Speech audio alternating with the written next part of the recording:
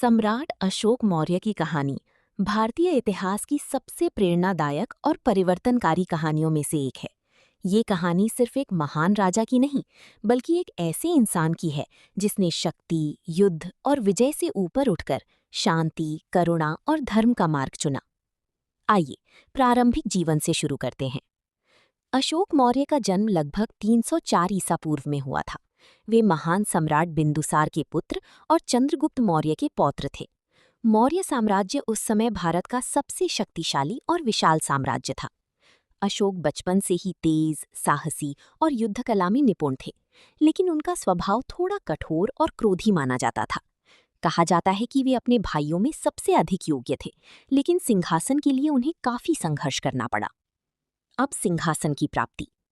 बिंदुसार की मृत्यु के बाद राजगद्दी के लिए संघर्ष शुरू हुआ। अशोक ने अपने प्रतिद्वंद्वियों को हराकर लगभग 273 ईसा पूर्व में मौर्य साम्राज्य की गद्दी संभाली। राजा बनने के बाद उन्होंने अपने साम्राज्य का विस्तार करने का निर्णय लिया। अब कलिंग युद्ध, जीवन का मोड़। अशोक के जीवन का सबसे बड़ा और निर्णायक मोड़ था कलिंग वॉर।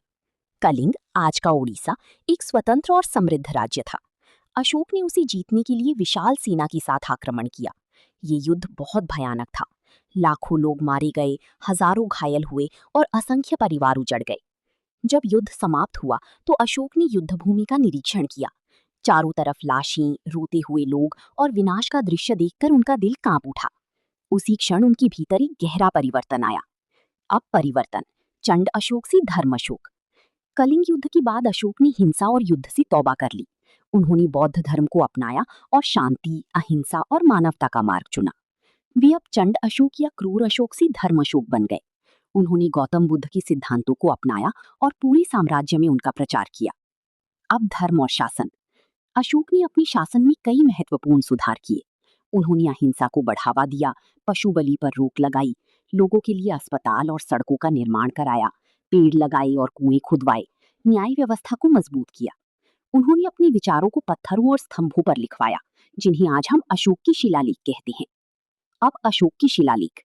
अशोक की शिलालेख पूरे भारत और उसके बाहर भी पाए जाते हैं। इनमें उन्होंने लोगों को सच्चाई, दया, सहिष्णुता और धर्म का पालन करने की शिक्षा दी। उनका संदेश स्पष्ट था, सच्ची जीत तलवार से नहीं, बल्कि दिलों को जीतने से होती है।